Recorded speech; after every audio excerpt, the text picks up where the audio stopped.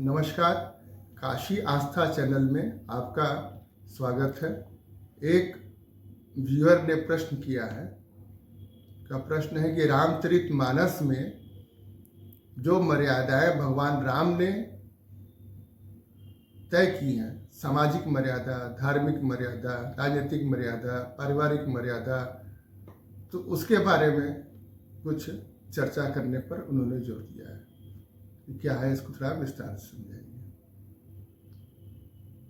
तो रामचरितमानस को समझने के लिए पहले गोस्वामी तुलसीदास जी को समझना पड़ेगा। उन्होंने इस मानस की जो रचना की है, तो वो किस राम की बात कर रहे हैं, किस राम को पूजने की बात कर रहे हैं। तुलसीदास जी एक जगह लिखे हैं, राम ब्रह्म, वो ब्रह्म के रूप में राम को पूजते हैं। कहते हैं राम ब्रह्म परमारथ रूपा, अविगत अलख अनादि अनूपा।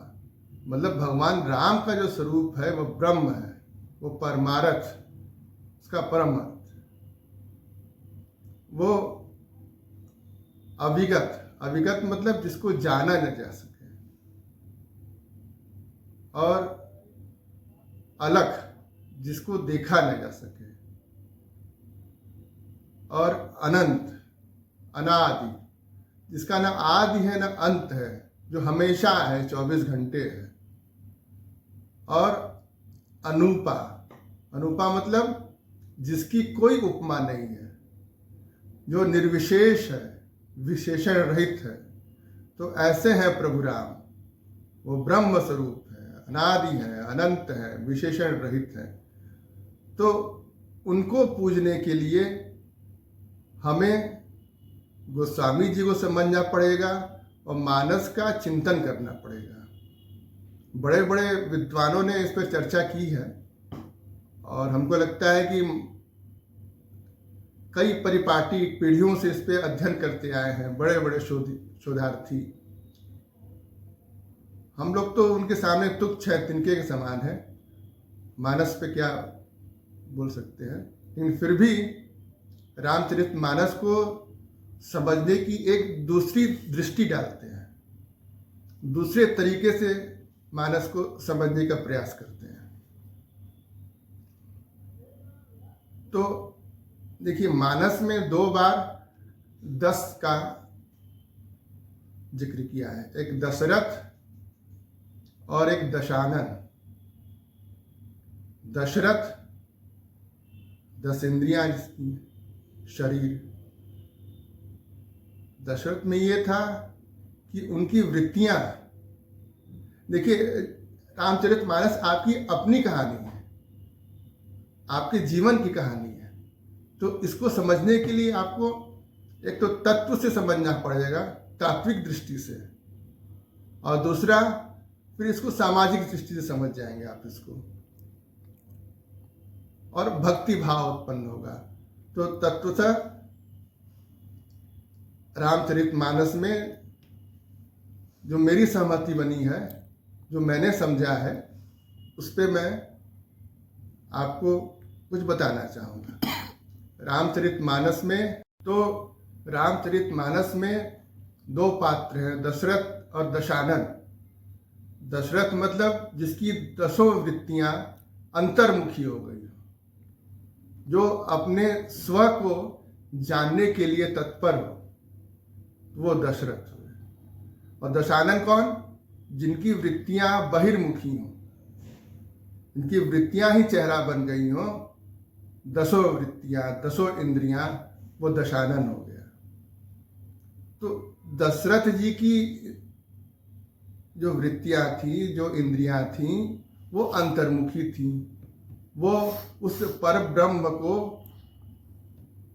उसमें स्थित होना चाहते थे, पाना चाहते थे। तो उन्होंने इसके लिए जगह जगह महात्माओं से सत्संग किया। कहा भी जाता है यज्ञ हुआ, उसमें खीर प्रसाद में चढ़ा, उस खीर को खा के भगवान राम लक्ष्मण, भरत, शत्रुघ्न, इन लोगों का जन्म होता है। तो भगवान राम क्या है? दशरथ के अंदर ब्रह्म वृत्ति। ब्रह्म का जन्म कब होता है? तो अजन्मा है, उसको जाना जा सकता है। किससे? सत्संग से। जब वृत्तियां आपकी अंतर्मुखी होती हैं तो आप उस राम को जानने में सक्षम होते हैं। और तीनों रानियां किसको कहेंगे? मन, बुद्धि और विवेक। विवेक कौशल्या हो गई, बुद्धि कैकेयी हो गई और मन सुमित्रा। अब बुद्धि हमेशा शंका करती है, आशंका, तो कैकेयी हो गई। तो उन्होंने भगवान राम को वनवास दिया। तो इस तरह से अगर हम समझेंगे रामचरितमानस को, बेहतर होगा। और उधर दशानन, जिसके 10 चेहरे, जिसकी वृत्तियां बहिर्मुखी हो गई हैं, उसके 10 चेहरे। और उसके यहाँ कहते ना, 1 लाख पूत 1.25 लाख नाती, ता घर दिया न बाती। तो रावण के 1 लाख पुत्र 1.25 लाख नाती थे, वो बचा नहीं। उसके घर में दिया जलाने वाला कोई नहीं बचा। तो आपकी वृत्तियां बाहर रहेंगी तो एक वृत्ति दूसरी वृत्ति को जन्म देगी। एक इच्छा खत्म, दूसरी इच्छा, तीसरी इच्छा, चौथी इच्छा। तो आप संसार में कितने भी ज्ञानी क्यों न हो जाए, सारा ज्ञान आपको हो जाए, लेकिन फिर भी आप उस ब्रह्म को नहीं जान पाएंगे। तो साथ में एक सीख और है कि जो दशानन है, बुराई कितनी भी हो, मनुष्य कितना बुरा क्यों ना हो, उसमें अच्छाई कुछ न कुछ रहती है। तो दशानन क्या क्या अच्छा था? विभीषण। तो विभीषण राम भगत थे। राम भगत मतलब ब्रह्म के उपासक थे। तो रावण जो अहंकार, उसको समझाया विभीषण ने, उस अच्छी वृत्ति ने। जिस समय विभीषण ने दशानन को त्याग दिया, उस अहंकार ने उससे नहीं पूछा, तो भगवान राम के पास जाते हैं, उस ब्रह्म को भजते हैं और ब्रह्म से मिलके वो इस संसार के महाराज ले आते हैं। उन्हें राम ने लंका का राजा बना दिया। तो आपको, ये आपकी अपनी कहानी है रामचरितमानस। इसमें जितने पात्र हैं उनको तत्व से जानने की कोशिश करिए। सारे पात्र आपके अंदर हैं और ये टुकड़ों टुकड़ों में जानिए। कहा जो घटना है वो सीक्वेंस में है, लेकिन तत्व से आप उसको टुकड़ों टुकड़ों में जानेंगे। से दशरथ दशानन, कैकेयी विवेक हो, कैकेयी बुद्धि हो गई, कौशल्या विवेक हो गई और मन सुमित्रा।